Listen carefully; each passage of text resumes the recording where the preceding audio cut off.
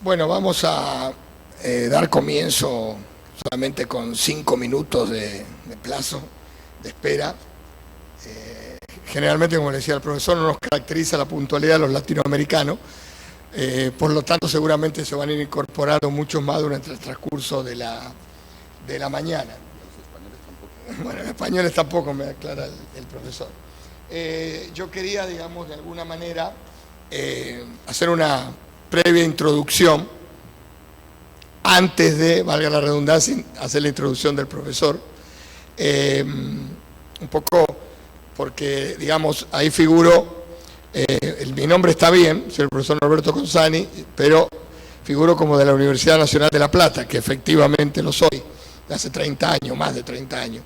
Pero mi presencia acá es como presidente del Consejo Federal de Estudios Internacionales de Argentina, es decir, el AMEI argentino, que es mucho más, obviamente, reciente, que no son 50 años, son 8 años, vamos por 8 años, pero bueno, nuestro faro ha sido el AMEI, donde los cuales conozco al profesor Modesto Seara.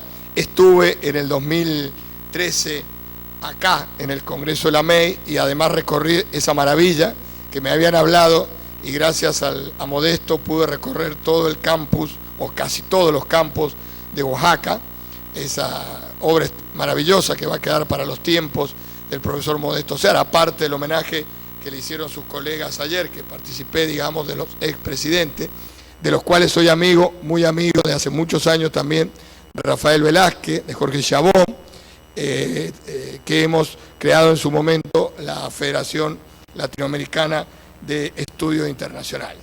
También un reconocimiento a la Fundación Adenauer, que ha colaborado activamente con los congresos de la AMEI. Yo conocí al representante de la Fundación Adenauer en el 2013, acá en Huatulco, y al año siguiente, el 2014, hicimos el primer congreso nuestro del Consejo Federal y tuvimos un apoyo muy importante de la Fundación Adenauer. Entre paréntesis, Fundación Adenauer de Argentina, que hasta el día de hoy, todos los años, diferentes actividades que hacemos tanto en el COFEI como en el Instituto de Relaciones Internacionales, que soy el director en La Plata, siempre tenemos el apoyo de la Fundación Adenauer. Próximamente, la semana que viene, hacemos nuestro tercer congreso, no 31, un 10%, nuestro tercer congreso del COFEI en la ciudad de Córdoba, también con la idea, como dice el título, federal. El segundo lo hicimos en Salta y ahora lo hacemos en el centro del país, que es la ciudad de Córdoba. Argentina, igual que México, son territorios muy, muy extensos, casi de 3 millones de kilómetros cuadrados. Las distancias son tremendas, como son las distancias de ustedes. Pero bueno, eso es el valor de crear instituciones como la AMEI, que ya está obviamente muy, muy consolidada. Por eso el gran trabajo de Modesto de haber creado esta asociación. Y ahora, digamos, en esta instancia, bueno, mi amigo, el presidente actual, hasta dentro de una hora, de la asociación de la AMEI, Rafael, me puso el honor de presentar a mi otro amigo, ya pasando el charco, digamos, como dicen los uruguayos, el océano, y de España. Y ustedes van a tener el privilegio, los que están en este momento presentes acá, de escuchar al profesor Sanahuja, digamos, que es director del Instituto de Relaciones Internacionales de una de las universidades más prestigiosas de España, como es la Complutense de Madrid. El profesor Sanahuja hace pocos días, coincidencia, estuvo en un seminario muy importante en Buenos Aires, en un seminario que congregó, digamos, a los principales especialistas en relaciones internacionales de la Argentina, que se hizo por una organización, el CRIEF, que es una ONG muy importante de nuestro país en la temática de relaciones internacionales. Así que debo reconocer a los organizadores algo importante que siempre falla, que tenemos un tiempo importante, porque creo que tenemos hasta la 1, así que hay una hora, o más de una hora creo, así que van a escuchar al profesor y después seguramente va a haber tiempo para las preguntas, que un poco yo la iré dirigiendo, digamos, y que es lo más rico porque la exposición del profesor va a dar para muchas reflexiones. Así que, profesor, le cedo el micrófono. Pues muy buenas tardes en primer lugar. La verdad es que tengo que en primer lugar expresar mi agradecimiento a la MEI, particularmente al profesor Velázquez por la oportunidad de estar aquí. Más allá de lo que yo pueda contar, pues es una oportunidad inigualable para intercambiar con los colegas, conocer el saludable, tengo que decir, estado de la Academia Mexicana en materia de estudios internacionales. Nosotros hemos tenido hace poco nuestro congreso en España, de la Asociación Española de Profesores de Derecho Internacional y Relaciones Internacionales, y ha sido un congreso mucho más chiquito y modesto, tengo que decir, respecto al que están celebrando hoy aquí. Para mí la verdad es que es un honor y un privilegio, y como tal lo agradezco. Bueno, permítanme comenzar. Sí, gracias. Si hay una expresión que se ha oído, que se ha mencionado en los últimos meses respecto al momento que atraviesa América Latina, es probablemente la expresión cambio de ciclo. Esa expresión podría resumir la particular coyuntura en la que se encuentra América Latina y el Caribe en 2017. La región vive procesos de cambio político que cierran el periodo de gobiernos progresistas y que supone el retorno de opciones liberal-conservadoras, con políticas exteriores más favorables a la apertura económica y a la globalización. Los gobiernos de izquierda, aún presentes, también adoptan enfoques más pragmáticos, con la notable excepción de Venezuela, sumida en una profunda crisis política, económica y social. Pero en su intento de volver al mundo, la región se encuentra con un escenario internacional adverso, en el que el mundo parece cerrarse. Los países avanzados también atraviesan un cambio de ciclo político en el que se cuestiona el internacionalismo liberal y las sociedades abiertas que se han sostenido por décadas. La Unión Europea, aún convaleciente de la crisis del euro, se ha enfrentado a otras dos crisis existenciales en rápida sucesión: la generada por la desastrosa gestión de los flujos de refugiados y la que ha provocado el Brexit. Y de Francia a Austria, pasando por Alemania y en particular los países de Visegrado, el ascenso de la extrema derecha parece expresar movimientos de fondo en sus sistemas de partidos. Algunos sistemas de partidos en algunos países que hoy están irreconocibles. En Estados Unidos, la victoria de Donald Trump en las elecciones presidenciales también es el resultado del fuerte ascenso de la extrema derecha y el nacionalismo extremo.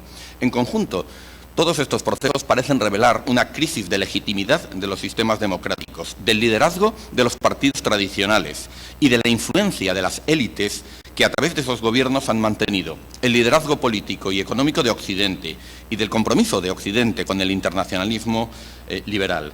Cambio de ciclo en América Latina, en Estados Unidos y en la Unión Europea, pero de forma divergente, o al menos en distinta dirección, y un claro desajuste entre unos y otros. Esta falta de sincronía se observa en particular en la economía política internacional. El conjunto de América Latina y el Caribe, y especialmente los países de América del Sur, tienen claras similitudes en cuanto a su estructura económica, perfil exportador y desempeño económico, más allá de las visibles divergencias que puedan tener en su política económica entre países neodesarrollistas atlánticos y liberales pacíficos. Unos y otros han disfrutado del extraordinario superciclo de crecimiento empujado por la bonanza de materias primas y la demanda de los países emergentes de Asia.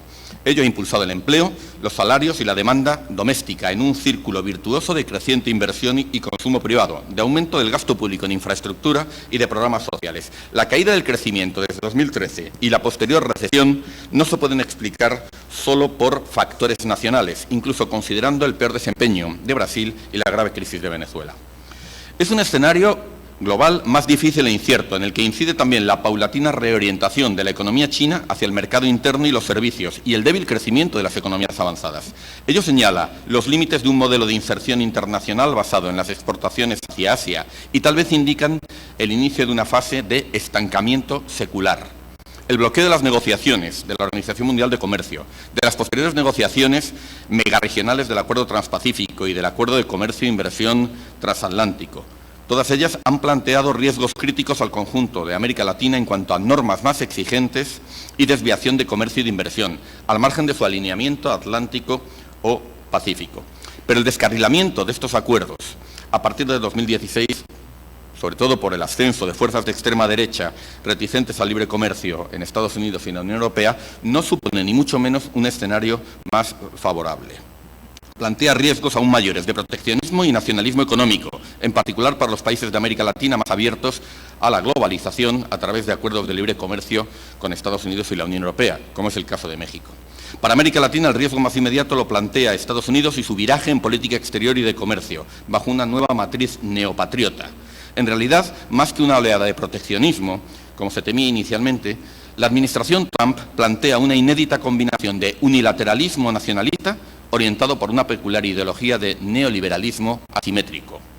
Aunque no la transforma radicalmente, esta matriz cambia mucho su política latinoamericana del periodo anterior.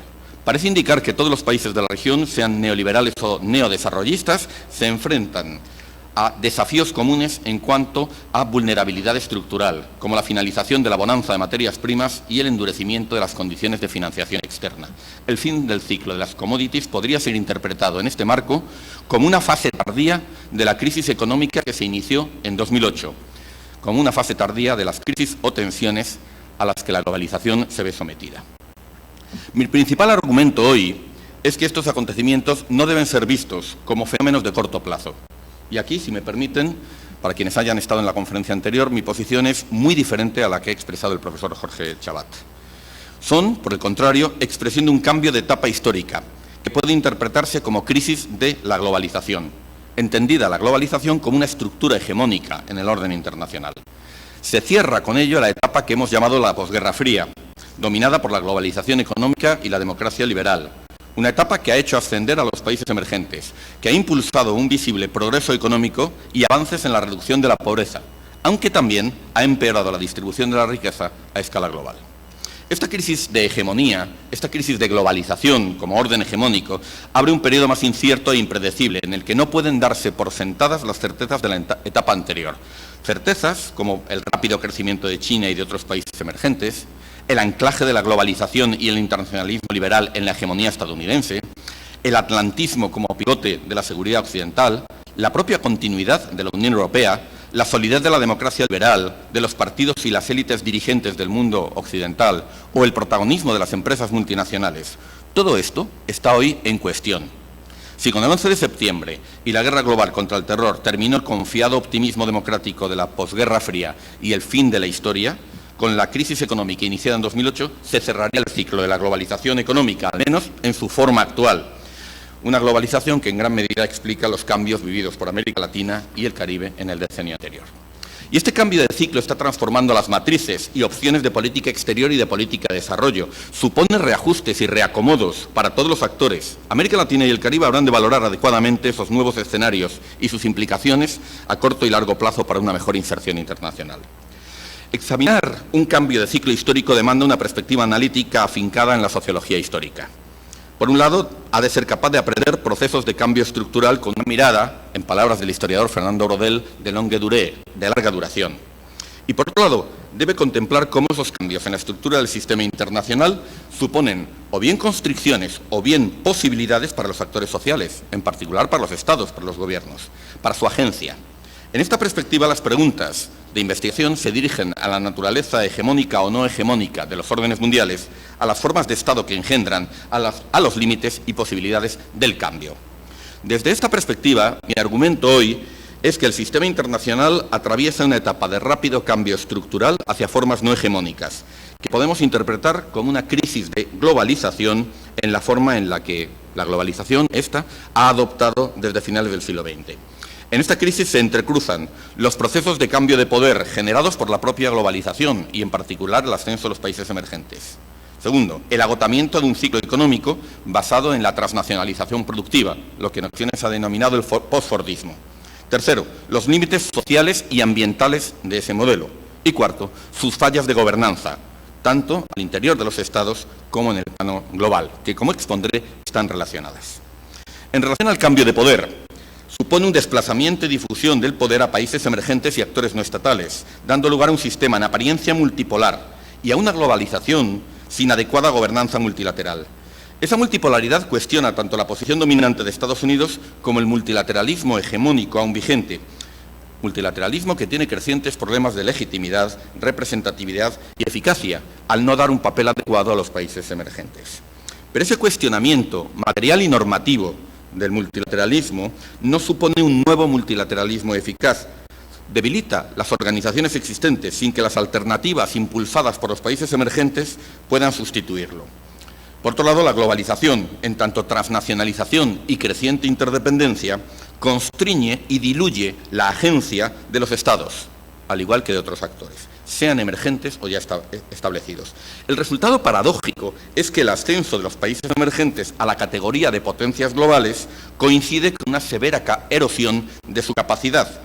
Los emergentes tienen ahora más influencia que en el pasado. Pueden crear organizaciones internacionales alternativas, pueden incluso desplegar lo que llamamos en relaciones internacionales una gran estrategia de índole geopolítica, pero no tienen capacidad de sustituir a las potencias tradicionales y a las instituciones emergentes para la gobernanza del sistema internacional.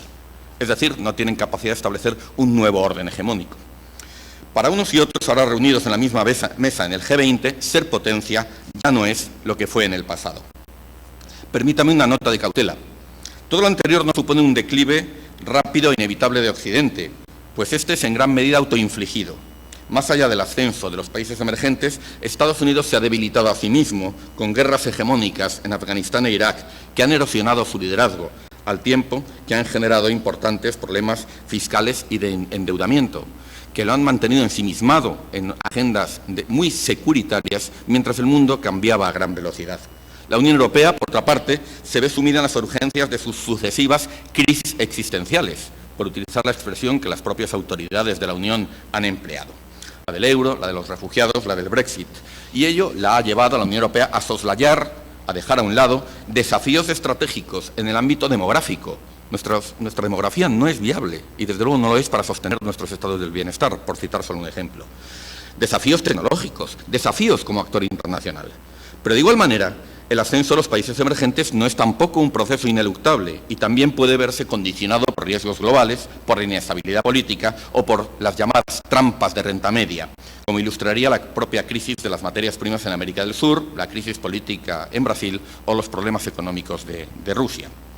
Estas fallas de gobernanza se pondrían de manifiesto en las carencias del G20 y de otros organismos para hacer frente a las crisis económicas, a la crisis económica iniciada en 2008, más allá de las medidas de contención más inmediatas. El G20 y otros grupos informales G se justifican como mecanismo más ágil y efectivo de gobernanza global, pero expresan las dificultades para reformar el sistema multilateral vigente, para modificar sus reglas de representación y toma de decisiones muy asimétricas. Y ese foro, el G20, no resuelve, aunque atenúa, los serios déficits de representatividad y legitimidad de esos clubes oligárquicos que representan los grupos G. Tras la fase aguda de la crisis, en la que el G20 pudo movilizar la acción colectiva internacional, surgen dudas respecto a su efectividad. Desde 2010 tiene dificultades para asegurar la coordinación macroeconómica internacional y no ha logrado evitar, por ejemplo, la soterrada guerra de divisas que se observa desde entonces. En las instituciones de Bretton Woods, los países en desarrollo mantienen una posición de larga data reclamando cambios en la distribución de poder de voto, en las políticas y en la condicionalidad de estos organismos. Los acuerdos del G20 de 2010 dieron paso a una reforma limitada de las cuotas y del poder de voto en favor de los países emergentes, pero fue inicialmente rechazada por el Senado de los Estados Unidos. Por ello, los BRIC impulsaron otras alternativas, sin por ello abandonar Bretton Woods, ¿no? Es el caso del nuevo Banco de Desarrollo y el Acuerdo de Reserva Contingente, o el nuevo Banco Asiático de Inversión en Infraestructura creado por China, que a pesar de la hostilidad explícita de Estados Unidos, pronto atrajo a otros 51 países como accionistas, incluyendo la mayoría de los miembros de la OCDE y de la Unión Europea. Más allá de necesidades de financiación, estas iniciativas responden a los problemas de legitimidad, representatividad y eficacia de Bretton Woods y a la resistencia de los países avanzados para reformar su sistema de cuotas y sus anacrónicas reglas para la elección de sus dirigentes, todavía monopolizadas por los Estados Unidos y por la Unión Europea. En el debilitamiento del multilateralismo que estoy describiendo también han incidido las negociaciones megarregionales del TPP y el TTIP. Es difícil estimar sus efectos de haber sido aprobados, pero algunos estudios identifican amplios costes en desviación de comercio que dañarían a los BRICS y a otros países en desarrollo. Lo más significativo de la propuesta del TPP y del TTIP es que son los propios países avanzados los que contribuyen a la fragmentación del sistema multilateral de comercio. Esas negociaciones han debilitado a la OMC y ponen en cuestión su sistema de solución de diferencias comerciales, de controversias. Traslada fuera del marco multilateral la definición de normas en materias ambientales y laborales, los derechos digitales y datos o la solución de diferencias entre corporaciones y estados, definiendo estándares más exigentes para los países en desarrollo no miembros. El TPP y el TTIP tienen claras implicaciones geopolíticas. Podrían entenderse como la respuesta estratégica de Estados Unidos y la Unión Europea para preservar el área del Atlántico Norte frente al ascenso de los países emergentes, que fueron excluidos de estas negociaciones. Pero el ascenso de fuerzas de extrema derecha contrarias al libre comercio en Estados Unidos y la Unión Europea, entre 2015 y 2016, los ha hecho descarrilar. Es una situación paradójica. Ahora son los países en desarrollo los defensores de la globalización frente al aparente viraje al nacionalismo económico de Estados Unidos y de otros países de la OCDE. Todo lo anterior apunta a una suerte de balcanización de las reglas del juego y de la gobernanza global, de forma que ésta puede tornarse más volátil e impredecible. Pero también ello podría ser funcional, permítanme que subraya esta idea, ello también podría ser funcional a una nueva fase de la globalización, menos dependiente de las lógicas de deslocalización, menos dependiente de las cadenas globales de valor de las multinacionales. Volveré sobre esta idea en unos minutos. A la postre, el debilitamiento del multilateralismo hegemónico de posguerra y la fragmentación del sistema internacional son expresión de una estructura no hegemónica y en flujo, de una situación de transición de poder en el sistema internacional, donde existirían mayores opciones y mayores márgenes de maniobra. Una estructura no hegemónica da más margen de autonomía a los actores. En términos de agencia, nuevos actores tienen más posibilidades que en una estructura hegemónica como existió en el pasado.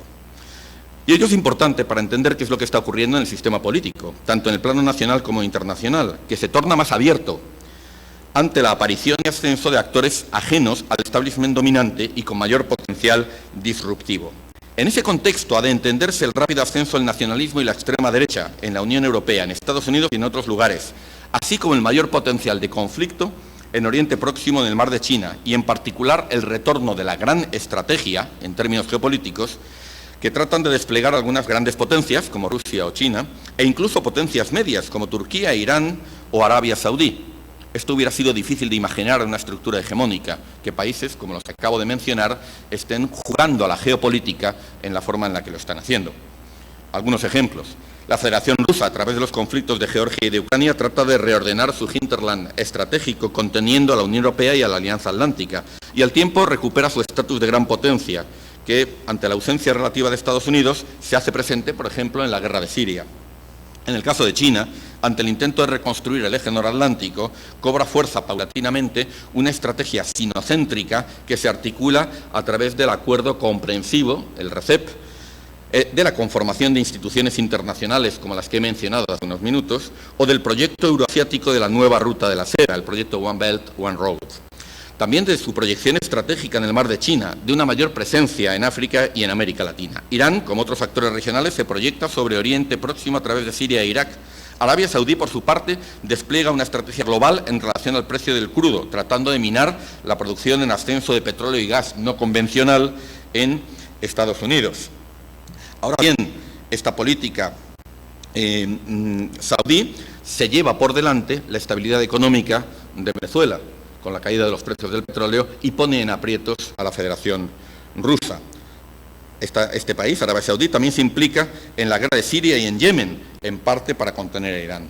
La ruptura de relaciones con Qatar responde también a una estrategia de contrapesos regionales. Y Turquía, por último, ha utilizado la crisis de los refugiados sirios o su acercamiento a Rusia como basas geopolíticas para reequilibrar su posición frente a la Unión Europea, para ampliar los márgenes de maniobra, sus márgenes de autonomía y su involución autoritaria.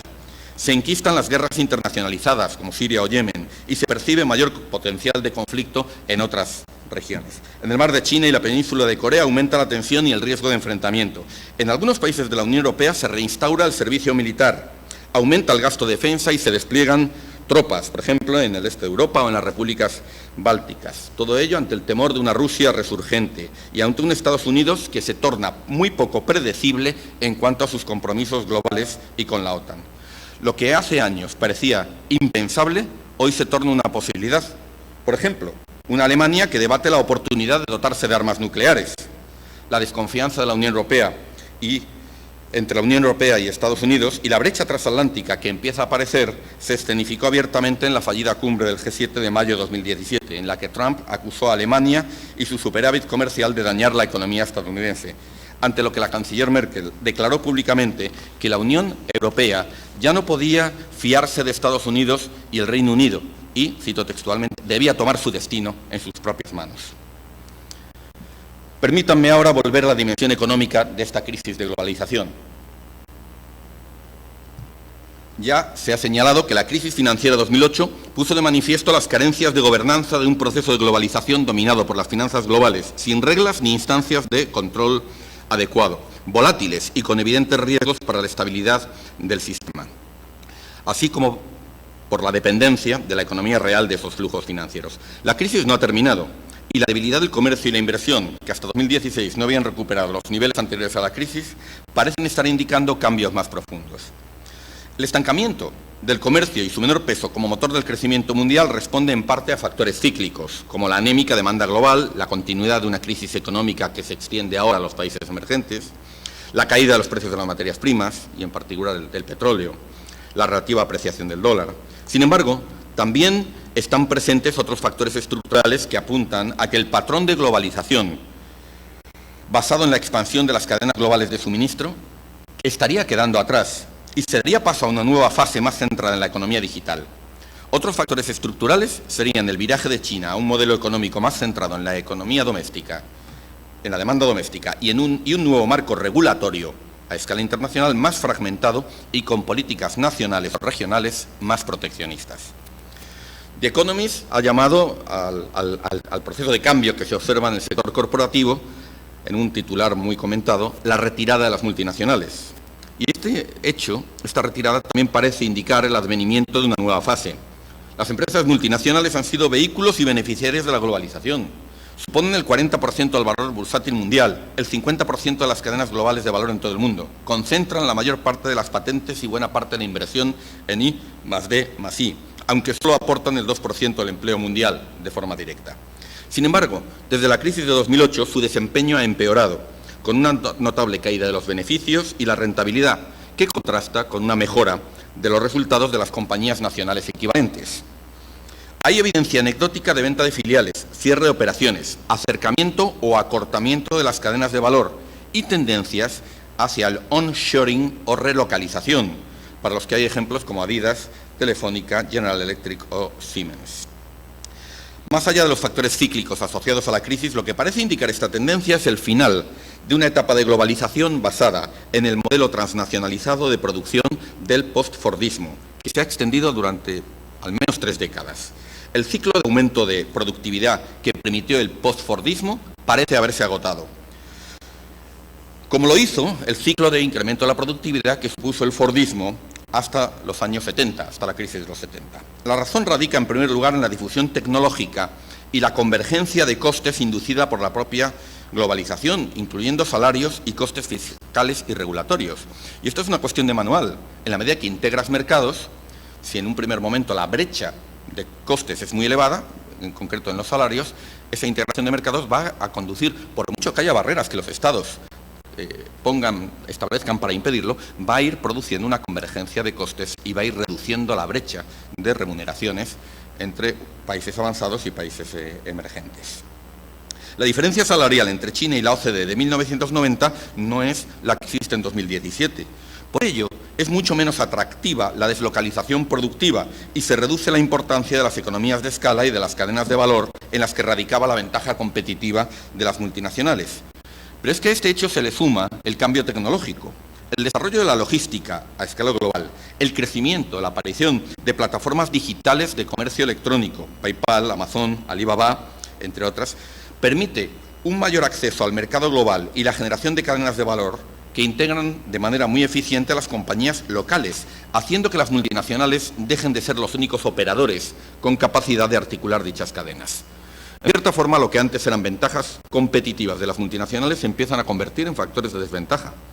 Pero es que además los gobiernos están tratando de acabar con las ventajas fiscales que supone el desplazamiento de beneficios entre distintas jurisdicciones, en parte en el marco del proceso que la OCDE llama el proceso BEPS, Base Erosion and Profit Shifting.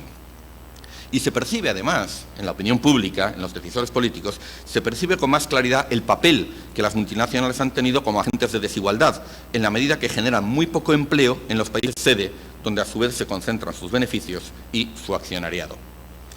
Finalmente, este ciclo de innovación tecnológica basada en la reorganización de la producción a través de las mencionadas plataformas digitales se suma a la automatización masiva, la denominada cuarta revolución industrial, basada en la robotización y la inteligencia artificial. Esto también es un factor importante que anuncia una nueva fase de globalización o de postglobalización, si se me permite lanzar este término a modo de hipótesis. Y esto puede tener importantes consecuencias sociales y políticas. El potencial de automatización que existe en un gran número de industrias y ocupaciones elimina las ventajas de la deslocalización en términos de costes. Pero la importancia de este ciclo no radica solo en la aparición de nuevas tecnologías. El Fordismo, desde la aparición de la cadena de montaje desde los años 20 hasta su generalización tras la Segunda Guerra Mundial, significó no solamente un incremento de la productividad, no solamente una reorganización de la producción, también supuso una amplia transformación social y política, al hacer posible la sociedad de la producción y el consumo de masas y los modernos estados del bienestar. De igual manera, el posfordismo y la globalización han transformado el mundo, y no solo en el terreno productivo. Han permitido la incorporación al mercado global de más de 2.000 millones de personas, sobre todo en Asia. Y esta incorporación también se ha producido al mercado de consumo. Las consecuencias de este nuevo ciclo de innovación tecnológica, el que ahora está iniciándose, aún son difíciles de imaginar, pero qué duda cabe que tendrán un gran alcance en términos de empleo, de fiscalidad, de protección social, de gobernanza, y probablemente, como las dos fases anteriores que he mencionado, van a reclamar una amplia redefinición del contrato social. Permítanme que me detenga brevemente en este aspecto. En términos de cambio social, la globalización ha sido un fenómeno de vastas proporciones, comparables quizás a la primera revolución industrial o al advenimiento del keynesianismo y el fordismo tras la Segunda Guerra Mundial. Ha permitido grandes avances en la reducción de la pobreza y la inclusión social de sectores medios, pero también ha generado mayor desigualdad global y dinámicas de exclusión y segmentación social que han afectado a otros grupos. En ese proceso, en términos de reducción de la pobreza y distribución del ingreso, cabe identificar claros ganadores y perdedores. Sigue siendo perdedores lo que a veces llamamos el bottom billion, esos en torno a 1.000 millones de personas estancadas en la pobreza extrema y el hambre, en su mayoría en África subsahariana y Asia meridional, que a pesar de este ciclo de 30 años de globalización no se han movido mucho. Pierden las clases medias y los trabajadores de menor cualificación de los países avanzados, golpeados por el desempleo, la precariedad laboral, el recorte de derechos y la incertidumbre asociada al cambio tecnológico. Ganan las clases medias en ascenso de los países emergentes, que dejan atrás la pobreza y acceden al mercado de consumo. Quizás quien más gana es la estrecha capa de población más rica, tanto en los países emergentes como en los países avanzados. Todo este proceso de cambio social está significando una auténtica revolución de las expectativas.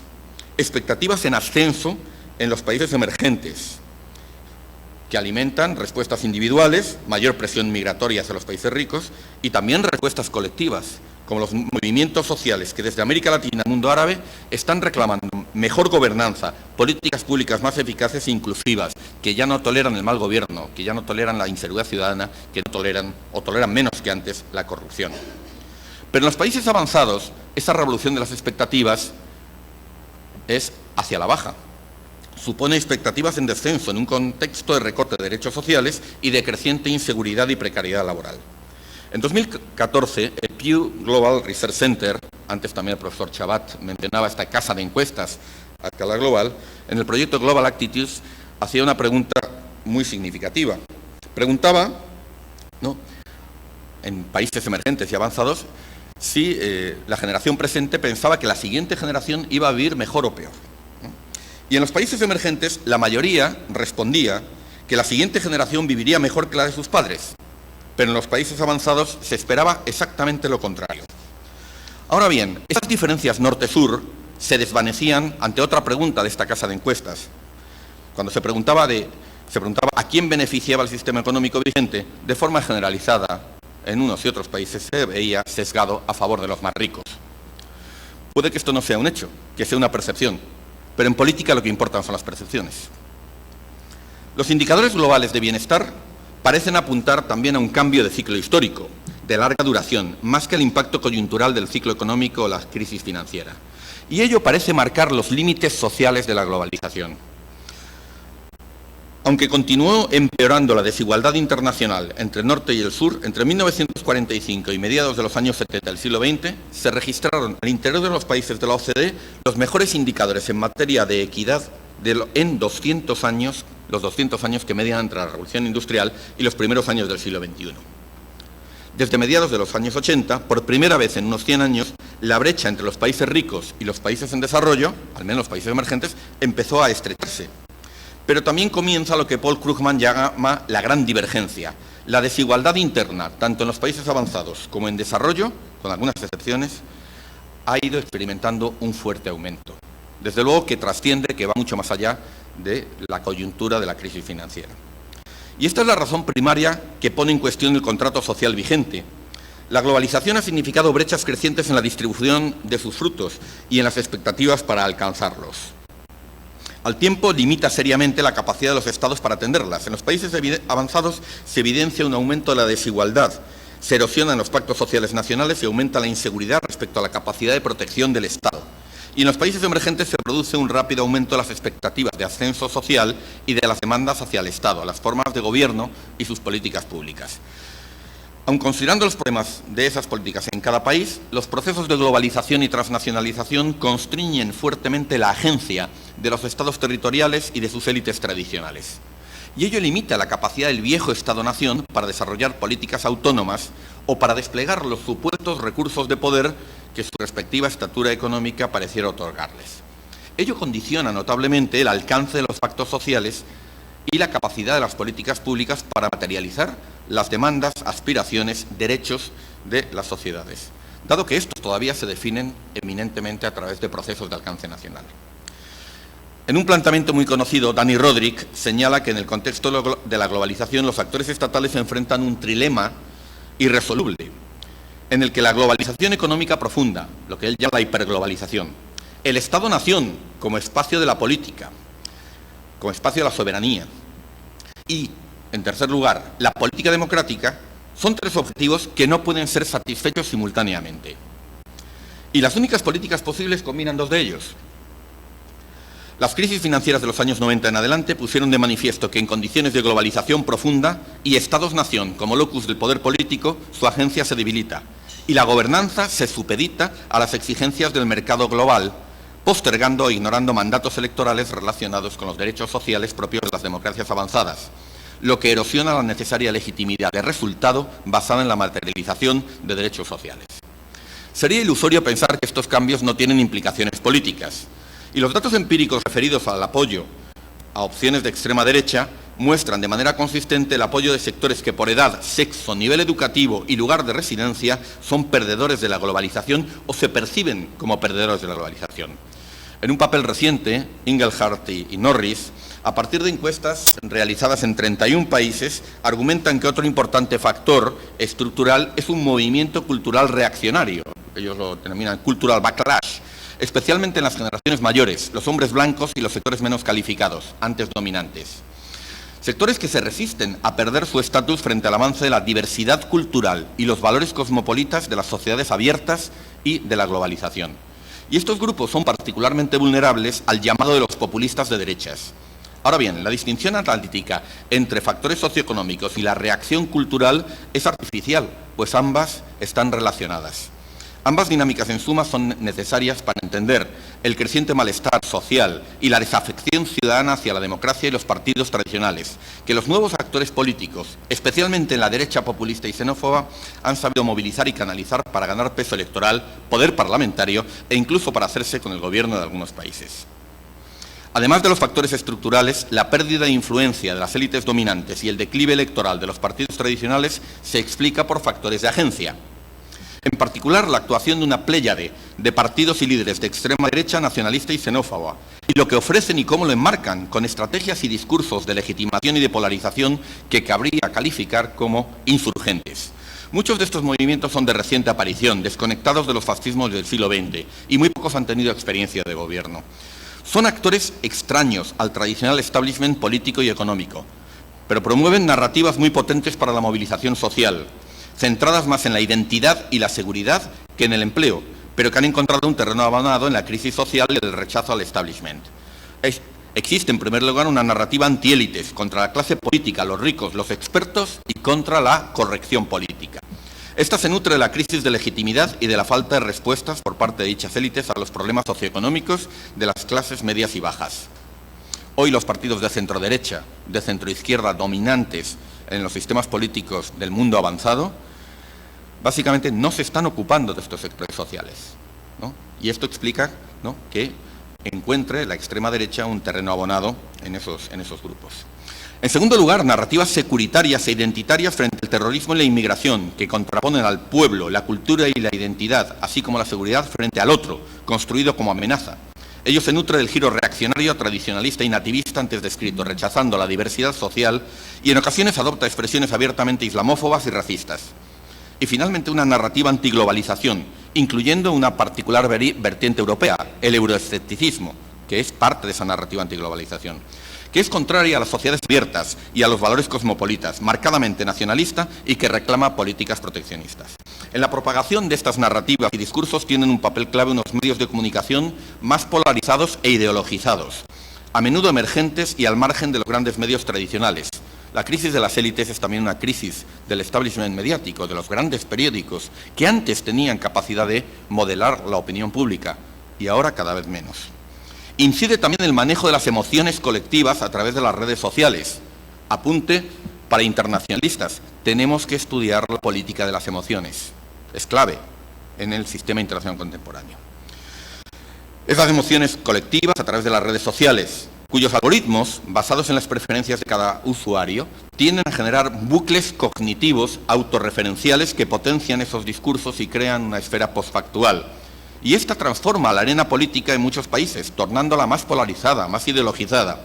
Desde luego, la aleja cada vez más del ideal habermasiano de esfera pública abierta a la contrastación de argumentos racionales en la que habría de basarse una democracia deliberativa.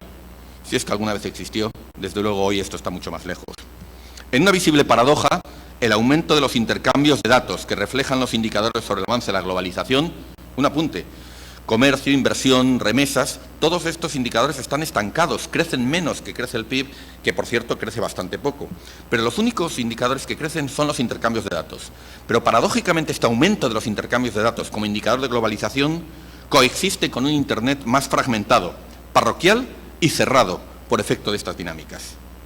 Y frente a estos fenómenos, las élites dominantes se han mostrado a menudo insensibles e incapaces para reconocer este descontento, afrontar los problemas sociales y reorientar las políticas que les dan origen. Ha habido voces de alarma, es cierto. El diagnóstico anual de riesgos globales que hace el Foro Económico Mundial de Davos ha identificado de manera reiterada la desigualdad económica y la polarización política como algunos de los más importantes riesgos sistémicos para el sistema internacional. Wolfgang Munchau, columnista que sigue los temas europeos en el Financial Times, señaló que el establishment al cuidado del orden liberal global parece estar sumido en un momento María Antonieta, ajeno a un sistema financiero fuera de control o a los abusos fiscales de las multinacionales, abandonando a su suerte a parte de la ciudadanía, insistiendo en políticas irresponsables de austeridad o en relación a la migración, denigrando a los votantes que se inclinan hacia la extrema derecha como meros exponentes de un voto irracional, lo que a la postre conduce a enajenarse su apoyo y a dar más alas al ascenso de la extrema derecha. Pero esta crisis de hegemonía de las élites tiene efectos tanto al interior de los estados como en el plano internacional. La impugnación de las élites se expresa como rechazo a la clase política tradicional y el papel de los expertos. Y lo más importante, refleja la crisis de legitimidad de las democracias occidentales ante una extrema derecha en ascenso. El cuestionamiento de las élites en cada país y la creciente desafección política que atraviesa la democracia debilita, a su vez, el liderazgo y la posición hegemónica que había mantenido Occidente a través del conjunto de los países avanzados y en particular de Estados Unidos y de la Unión Europea.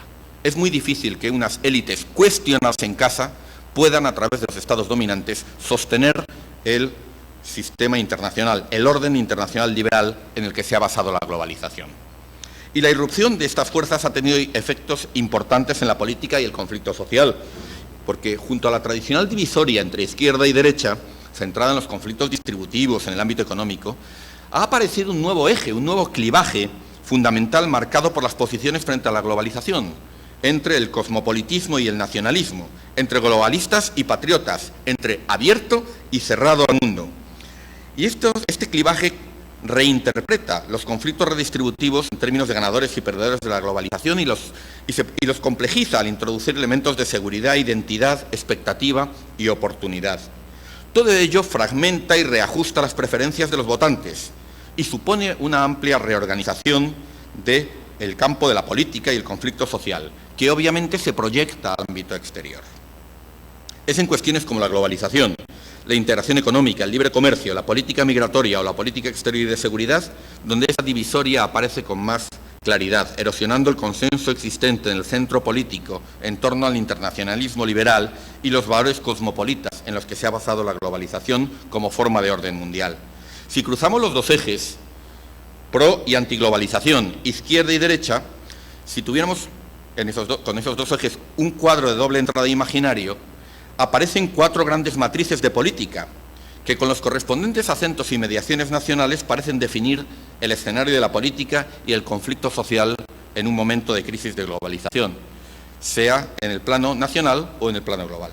Y de forma simplificada, a modo de modelos de análisis, quisiera presentarlos muy brevemente, esperando que ello anime la discusión.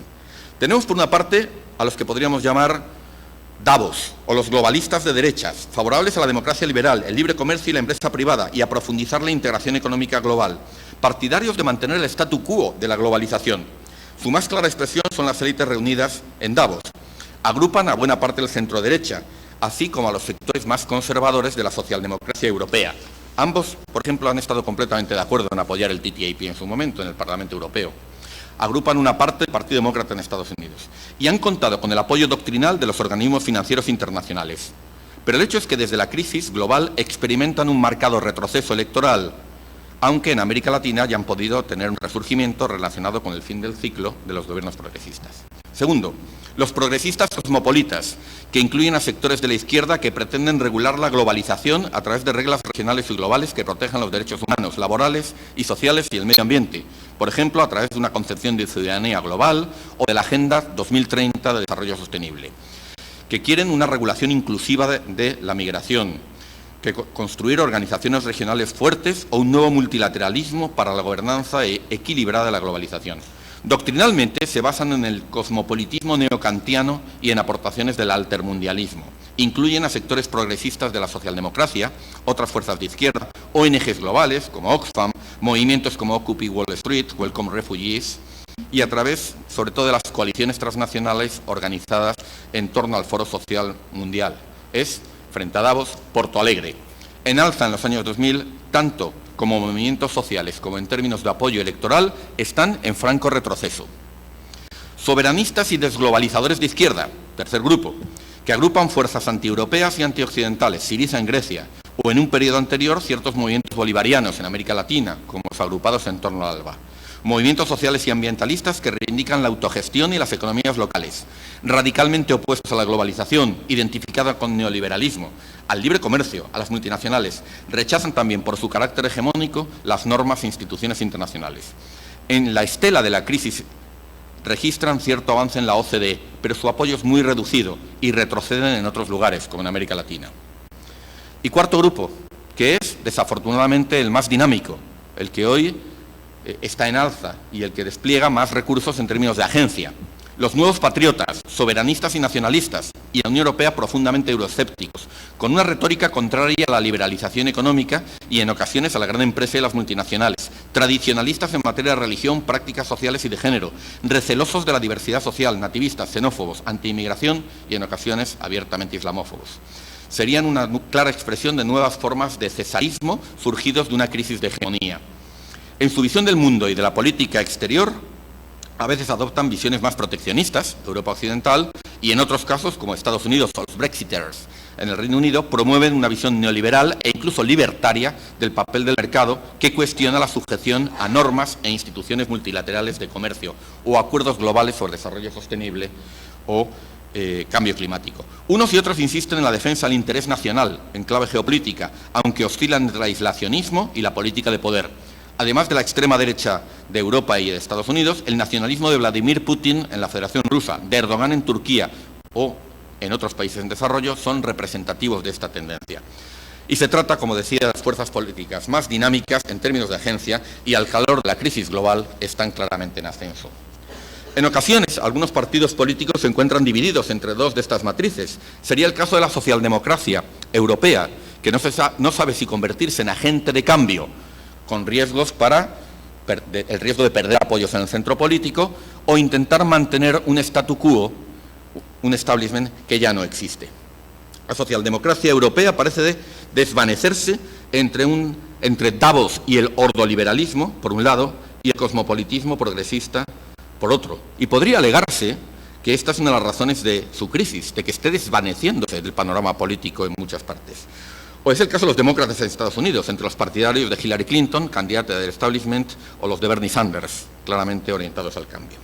Aunque estos procesos afectan más a los países avanzados que a los países emergentes, al proyectarse a la arena internacional vía agencia de los gobiernos, ya están alterando significativamente el escenario global en el que América Latina y el Caribe han de encontrar acomodo.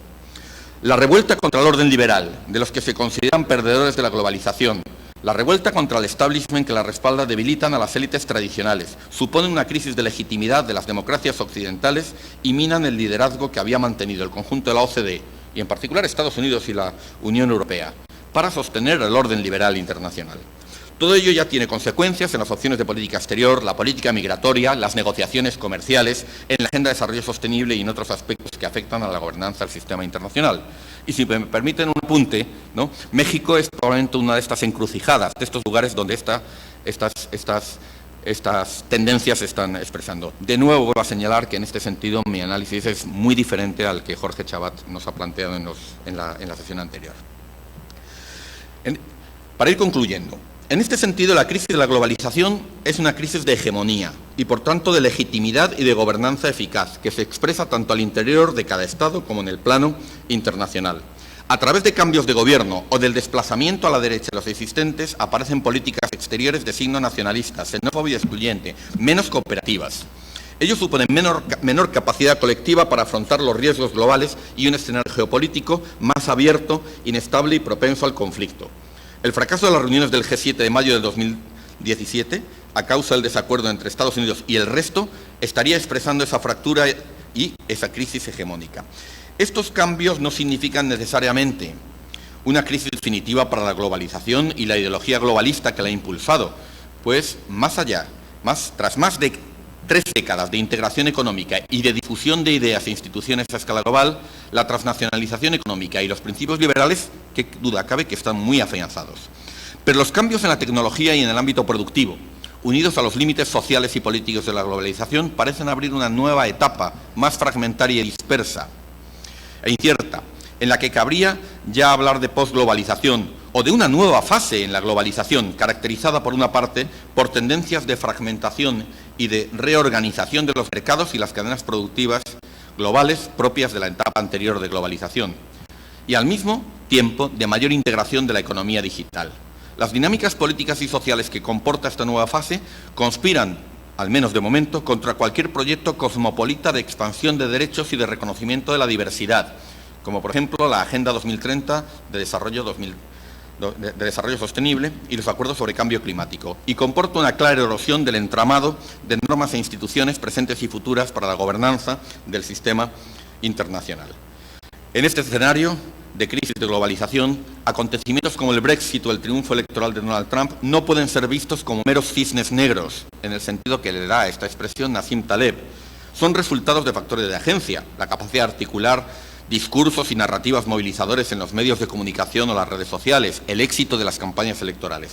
Pero no se explicarían sin atender como causas al cambio social y económico generado por la globalización, una globalización que se está enfrentando a sus límites y contradicciones y que es incapaz ya de sustentar un orden estable e inclusivo. Se trataría de una estructura internacional no hegemónica, en la que existirían más opciones y mayores márgenes de maniobra en términos de agencia. Pero si bien esos márgenes de maniobra y esas opciones están siendo aprovechadas fundamentalmente por la extrema derecha, no está escrito que no pueda haber otros actores que puedan aprovecharlo. Dependerá de la movilización colectiva. Un escenario de este tipo abre posibilidades para otros actores alternativos, para reordenar el sistema internacional a partir de las líneas que he señalado, en un sentido mucho más cosmopolita y de redefinición de los pactos sociales del contrato social. El escenario que hoy he descrito no es optimista en términos de estructura, pero en términos de agencia, insisto, existen oportunidades para que esos actores, y en particular para que regiones como América Latina y el Caribe, y en su caso la Unión Europea, aprovechen las oportunidades que ofrece esta nueva fase de cambio tecnológico y para que adquieran un mayor protagonismo internacional participando o liderando estas nuevas coaliciones comprometidas con un sistema internacional abierto y sometido a reglas que emergen como respuesta frente a la crisis de globalización y del orden liberal de Occidente. Ahora quizás con una visión más plural, menos hegemónica y que se fundamente en un nuevo universalismo post-occidental. Muchas gracias.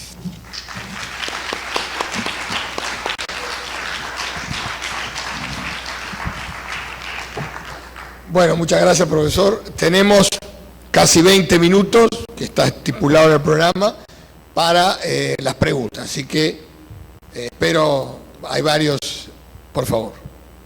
Hay 1, 2, 3, mejor, mientras más preguntas, mejor. Acá está estipulado 3, pero pueden ser las que sean, mientras mantengamos el tiempo.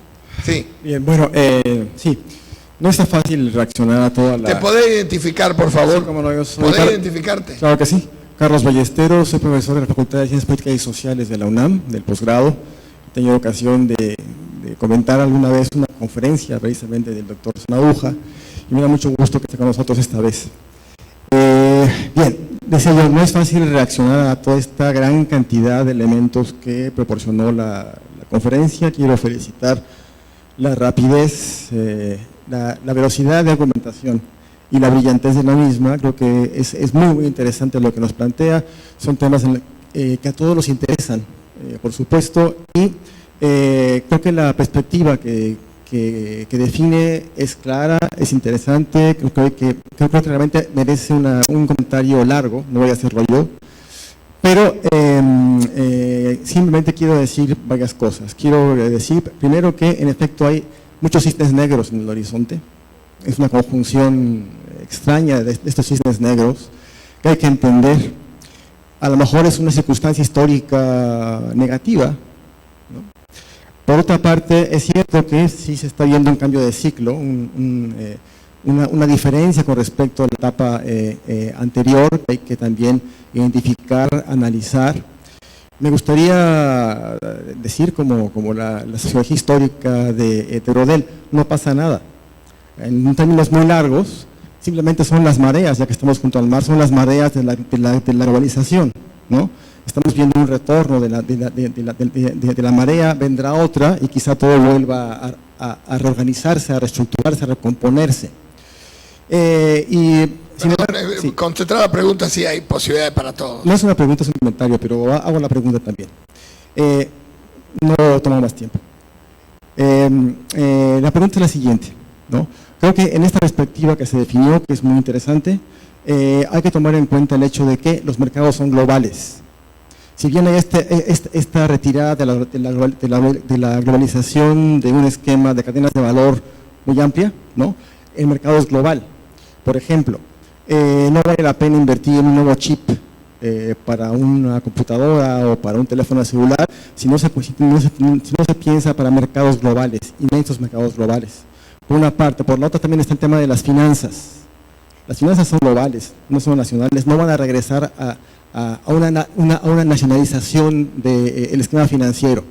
Quiero decir lo siguiente: así como hay elementos de reflujo, también hay elementos que se mantienen y que hay que identificar, que son importantes, y esto impide realmente el ir demasiado en la línea que se ha ido, digamos, configurando como, no dominante, sino como una gran presencia de estos neopatriotas, ¿no? Que estamos viendo que ascienden en diferentes espacios, como en Europa, como en Estados Unidos. Hay prisa, voy a dejar aquí el comentario y las preguntas. Sí, la otra, por favor que sean preguntas, no mucho comentario, así le da posibilidad de participación a todos. Usted. Sí, ya también, sí. Buenas tardes, Ana Lidia Valdés de la FES Acatlán en Ciudad de México. Usted nos comenta sobre 4 categorías donde estamos viendo esta marea de la globalización, pero a mí me gustaría en particular saber qué papel juegan los adultos mayores. El bono demográfico pues va hacia ver cada vez más adultos mayores en Europa, y ¿cuál de estas categorías podría incluirlos? ¿Qué se espera de ellos? ¿Se toman en cuenta, no se toman en cuenta? Gracias. Allá, por favor.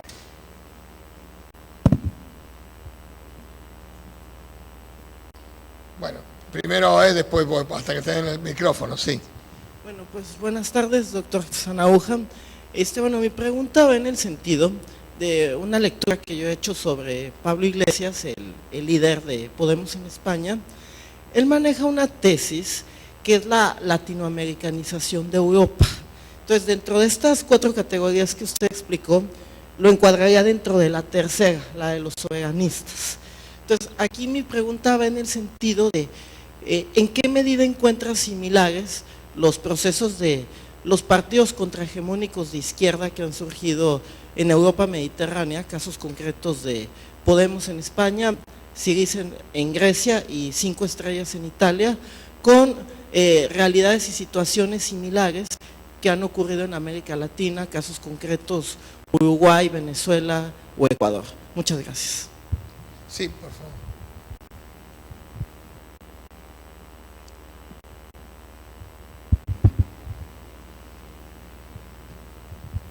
Gracias. Roberto Peña, de la Facultad de Ciencias Políticas y Sociales de la UNAM, actualmente jefe de la división de estudios de posgrado de la facultad. Doctor, un gusto, realmente su conferencia ha sido muy rica y muy intensa, ¿sí? Y yo me quiero referir a una cuestión muy concreta y a una pregunta directa. El tema del manejo conceptual, ¿sí? En las ciencias sociales siempre tenemos la necesidad de abordar el manejo de los conceptos y las categorías, y obviamente es una función de la academia centrarnos y tener la claridad en el manejo de los aparatos conceptuales. En este sentido, yo creo que la teoría del concepto en la intención y extensión de los conceptos es básica. Y siempre el término de globalización, ¿sí?, a mí me ha causado cierto resquemor porque se maneja de una manera muy general y a veces no queda claro, y creo que la propia, el título de su ponencia, la crisis de la globalización, ¿sí?, y el manejo que hace del término me lleva a, pues ahora sí que a reiterar mi perspectiva de que es un concepto muy volátil, ¿sí? No queda claro si se refiere la globalización al contexto, es agencia, es actor, es estructura, ¿qué es cuando nos referimos a la globalización? Y bueno, al final de cuentas, así lo planteó al inicio de su ponencia, y así concluye, ¿sí?, la propuesta de entrar a una etapa de la posglobalización. Y a mí me lleva a la reflexión de, bueno, no estamos hablando de el paradigma del neoliberalismo económico hoy en día como una etapa del capitalismo, en fin, y cómo la globalización lleva a esto. Entonces, sí me gustaría que su respuesta en relación, ¿qué debemos entender por globalización? Contexto, estructura, agencia, estructura, en fin. Bueno, muchas gracias. Son preguntas de mucho fondo. Voy a tratar de responder con la misma brevedad con la que también han formulado sus preguntas, y les agradezco, ¿no? Y comienzo por el final. Bueno, la verdad es que en 50 minutos dar una panorámica global pues es complicado, y efectivamente uno matiza poco, simplifica en ocasiones y sobre todo no enseña los planos o el andamiaje, ¿no? Es a lo que se estaba refiriendo Roberto, el profesor Peña, con su pero por tratar de desvelar un poco con qué modelo estoy trabajando y sobre el que me baso para este análisis, estoy trabajando con el método de las estructuras históricas de Cox y de Gill y de la Escuela de Ámsterdam de Economía Política Internacional Crítica, ¿no? Y esto significa que en concreto el término globalización, que es muy polisémico, que prácticamente se ha terminado convirtiendo en una especie de categoría banal, ¿no? Porque no quiere decir gran cosa, aquí lo utilizo en el sentido de una estructura histórica. Y por lo tanto tiene tres elementos. Tiene elementos materiales, procesos de transnacionalización del posfordismo, tiene elementos institucionales, es decir, todo esto que Gill llama el nuevo constitucionalismo, es decir, la consagración de reglas del libre comercio fuera del espacio de decisión nacional soberano a través de los acuerdos OMC, de los Telecan y de todo este entramado de normas. Y en tercer lugar, tiene un elemento ideacional, que es el neoliberalismo ideológico. Y estos tres elementos han estado, en el periodo que llamamos posguerra fría, han estado muy bien trabados, han encajado muy bien, por lo tanto han dejado muy pocos márgenes para la agencia. Mi análisis de las contradicciones o de las cuatro crisis económica y productiva, social, ambiental y política y de gobernanza, lo que trata de poner de manifiesto es que ya no encajan bien. Y cuando una estructura no es hegemónica, abre opciones a la agencia. Y en este sentido, se decía antes, creo que fue el profesor Ballesteros, que había muchos cisnes negros. Hombre, desde luego acontecimientos inopinados vamos a tener. Ahora, en el sentido estricto que le da Nassim Taleb a esta definición, de acontecimientos que no podemos prever, pero sí explicar ex post, que tienen carácter disruptivo, etcétera, yo no los llamaría cisnes negros, sino más bien de lo que hablaría es una estructura no hegemónica y, por tanto, muy abierta en términos de agencia. Hubiera sido inimaginable en una estructura hegemónica que hubieran aparecido fenómenos como Trump o que Arabia Saudí esté haciendo lo que está haciendo en su área de influencia o en términos de gran estrategia. No puedo extenderme mucho más, pero va un poco por ahí y esto es lo que trataría de aportar desde el punto de vista conceptual. Eso por una parte. Por otro lado, posglobalización. Yo he utilizado de una manera un tanto ambigua, de manera deliberada, posglobalización, crisis de globalización, nueva etapa de la globalización. Bueno, es que yo mismo no lo sé, ¿no? Pero permítanme que lo ilustre con una vivencia, que haga historia con mi propia experiencia como estudiante. Cuando yo era estudiante de licenciatura a principios de los años 80, en la Autónoma de Madrid, en el departamento de don Miguel Artola, pues creamos un grupo de trabajo y empezamos a estudiar qué es lo que estaba pasando con el modelo fordista. Y recuerdo que leímos unos volúmenes con mucho aparato empírico del Max Planck Institute, de Volker Frobel y de otros autores, que a partir de la crisis del petróleo empezaban a detectar que algo estaba pasando. Y lo que hacían era medir flujos de inversión extranjera de compañías multinacionales y hacia jurisdicciones donde no habían estado presentes. Y empezaron a detectar que se estaban empezando a generar eso que tardamos 10 años en llamar cadenas globales, o tardamos 10 años en llamar transnacionalización productiva, y que tardamos 15 años en llamar globalización. Pero en aquel momento empezamos a ver que algo estaba pasando y que esto ya no era el modelo que estaba vigente en 1945. Esto es puramente intuitivo, pero mi impresión es que el cambio tecnológico y el agotamiento del posfordismo, la menor rentabilidad de las cadenas globales de suministro generadas a través de la globalización, están indicando que estamos en los albores de una nueva etapa de reorganización a escala global de la división del trabajo y de los procesos productivos, ¿no? Y entonces, más que una tesis, esto es una hipótesis y nos marca un programa de investigación en economía política internacional. Lo ilustro con un caso más concreto. Trump enfadado con Ford porque dice que va a crear una nueva factoría en Hermosillo y que eso va a robar empleos a los estadounidenses. Últimamente, el discurso del nacionalismo es que alguien nos roba, ¿no? España nos roba, China nos roba, México nos roba, sea empleos o dinero, etcétera. Entonces, Trump dice esto y amonesta a Ford, y Ford se achanta y dice, vale, no abro en Hermosillo, abro en Detroit. ¿Alguien piensa que la factoría de Detroit va a equivaler a la de Hermosillo en términos de número de trabajadores contratados? En realidad, lo que aparentemente en la lectura clásica es un gesto proteccionista anticuado, en realidad, ¿y si no es, con la retórica proteccionista, un impulso político a una nueva organización del proceso productivo en la que incluso para fabricar automóviles a base de robotización ya es más rentable hacer onshoring o reshoring que no el tradicional offshoring de las cadenas productivas. No lo sé, necesitamos datos empíricos, necesitamos ver qué está pasando pero hay tendencias, y no son solamente cíclicas, como decía antes, de cierre de filiales, de acortamiento de cadenas productivas, ¿no? Y hay ya evidencias de reshoring o de decisiones de offshoring que no se adaptan. Y otro dato importante, si hoy una empresa multinacional abre una factoría en un país como China, como Marruecos, o todo esto, no es para abastecer los mercados globales como en 1990. Es para abastecer los mercados en ascenso, las clases medias en ascenso de esos países. Cuando Renault abre una factoría de automóviles en Marruecos, para hacer Dacias, no es para abastecer el mercado global o el mercado europeo, es porque ese mercado en el norte de África ya es importante. Y esto ya no es la cadena productiva global de principios de los 90 o de los 2000, empieza a ser otra cosa y tenemos que analizarla. Más preguntas que se me han hecho. Tercera edad. Esto es muy importante en términos electorales y yo creo que tiene que ver en términos de agencia con la capacidad de la extrema derecha. Vamos a ver, hay que ser muy cauto en el análisis de cuál es el comportamiento electoral de la tercera edad, de las personas mayores y de los pensionistas, ¿no? Pero para que ustedes tengan una idea, en mi país el gasto social representa cerca del 30% del PIB y 2/3 partes de eso son pensiones. Es nuestro sistema previsional. Hoy uno de los asuntos más sensibles en términos electorales es qué va a pasar con las pensiones, ¿no? Entonces, y ese voto de tercera edad es un voto que en términos socioeconómicos coinciden dos cosas. Primero, está preocupado por sus hijos y por sus nietos, por las perspectivas laborales, y al mismo tiempo es tremendamente conservador en materia de conservar lo que tiene, de conservar un sistema previsional que se sabe positivamente que no va a tener continuidad. Y además es muy sensible a ese cultural backlash del que hablábamos. Porque claro, la globalización no solamente son ordenadores, la globalización es diversidad social, son ciudades cosmopolitas, ¿no? Multicolores, mestizas, híbridas.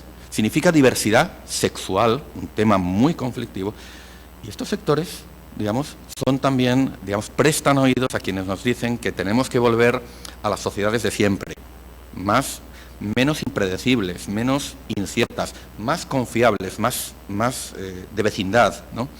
Esto yo creo son pinceladas muy gruesas, ¿no? Pero que espero que puedan responder un poco a su observación, ¿no? En el caso del voto del Brexit, por ejemplo, los datos que tenemos respecto a comportamiento electoral han sido muy evidentes, el papel que ha tenido la tercera, pero no es generalizable, ¿no? Es decir, que en Francia, por ejemplo, el voto para el Frente Nacional es más transversal en términos de etarios, ¿no?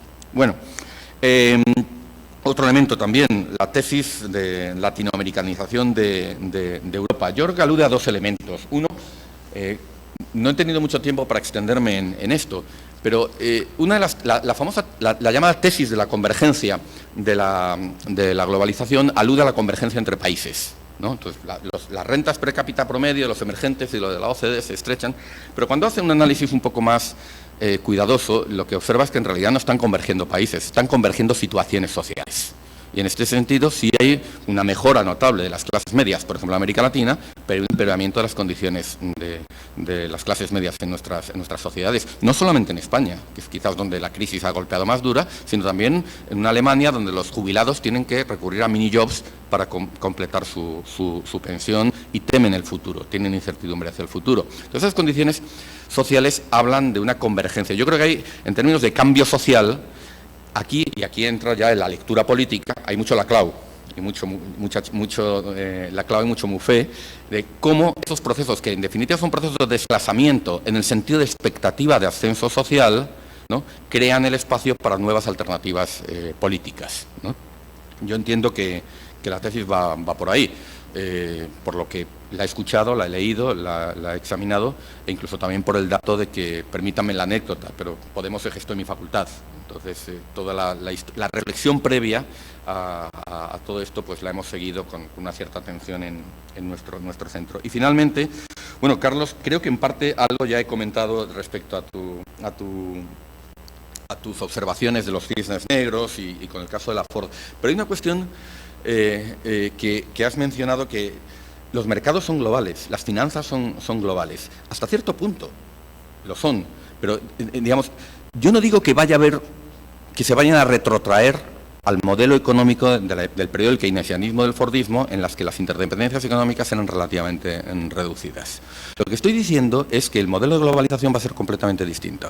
Y en términos, quizás menos en el terreno financiero, ya veremos. En el terreno productivo, ahora hay una racionalidad económica, capitalista, que incentiva, ¿no?, digamos, el retorno de capacidad productiva, y lo va a hacer en mayor medida en el futuro a los países industrializados. No solamente se refiere a la automatización, por ejemplo, las impresoras 3D, ¿no?, si esto se generaliza, y es una tecnología que hace menos rentable deslocalizar producción manufacturera a otros países. Hoy, de la misma forma que nuestro fantasma económico es el estancamiento secular, ¿cómo van a tener dinamismo económico sociedades cuya pirámide demográfica es la que es, ¿no?, como las nuestras? En la misma manera que el estancamiento secular es nuestro problema, en países como México o China, el riesgo es que antes de haber dado el tránsito de una economía de servicios y una economía tecnológica, se produzca una desindustrialización prematura, ¿no? Entonces, bueno, estos son interrogantes que están ahí. Yo no lo sé, yo creo que nadie, no sé si hay alguien aquí lo sabe, pero desde luego lo que sí creo es que todo esto nos debe cambiar nuestra agenda de investigación. Y termino con un llamado, ¿no? Y es que no pensemos la globalización, el sistema internacional, como lo hemos pensado en los últimos 25 años, ¿no? Es decir, ya está cambiando. Y ese es el llamado. Y mi intervención, tómenla no tanto como una tesis, sino más bien como una agenda de investigación, como un conjunto de hipótesis que creo que tienen que darnos trabajo a los internacionalistas en los próximos años. Gracias. Bueno, yo simplemente una pequeña observación, cumpliendo casi estrictamente con lo que se me ha encomendado. Creo, y es un aporte para futuros congresos de la MEI, acá está Rafael y todo, yo creo que deberíamos limitar, eso es lo que tratamos de hacer en nuestros congresos, en nuestros seminarios que organizamos, limitar la participación, digamos, de la exposición y dejar lugar a las preguntas, porque es muy rico, por ejemplo, lo que estuvo haciendo el profesor, y hay preguntas, seguramente yo le veo las caras de acá de enfrente y veo mucho interés. Entonces, seguramente quedaron muchos temas sin profundizar. Y siempre pasa lo mismo. Entonces, tendríamos que, así como plantea la hipótesis, como los internacionalistas tienen que analizar el mundo nuevo, tendríamos que pensar en eso. Es una participación más dialogada, porque las 4 preguntas fueron muy, muy interesantes, quedaba para mucho, y bueno, tenemos que, desgraciadamente, terminar, porque acá el tiempo se pasó, incluso nos pasamos 1 minuto, 2 minutos de lo estipulado. Muchísimas gracias y bueno, gracias a la MEI.